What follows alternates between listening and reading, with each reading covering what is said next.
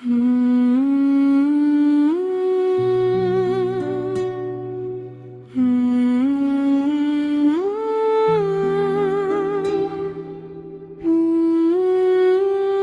کن ای خدای مهربان. امروز آسمان ایران بوی دود میدهد و کوچه ها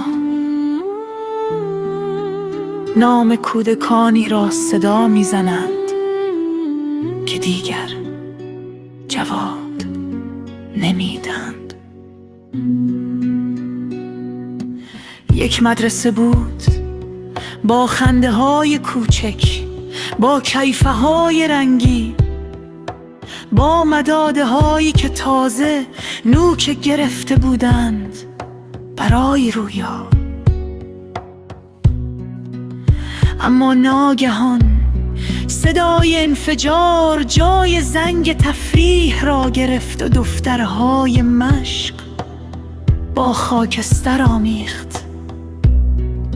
خدایا، این همه فرشته کوچک چگونه در آغوش خاک آرام گرفتند؟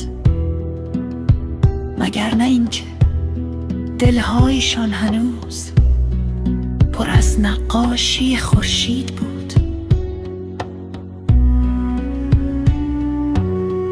مادران نام فرزندشان را میان آوار صدا میزنند.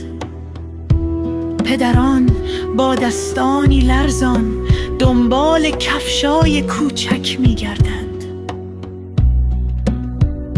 ای خدای رحمت، ای پناه بی پناهان، بر این خاک زخمی باران آرامش بفرست. به قلب‌های شکسته صبر بده، به چشم‌های گریان نوری از امید. این سرزمین بس که خون دیده، دیگر توان داغ تازه ندارد.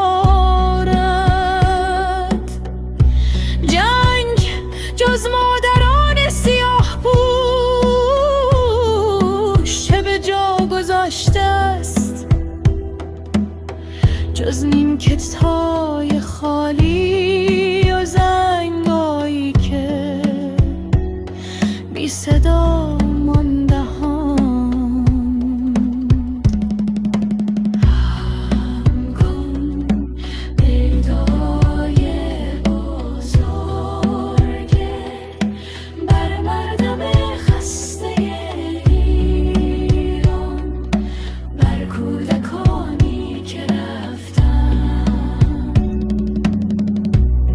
و بر آنها که ماندند با ترس هر شب آژیر. دست مرگ را کوتاه کن، با دست صلح را نزدیک. بگذار دوباره در حیات مدرسه صدای خنده از صدای انفجار بلندتر باشد. آمین.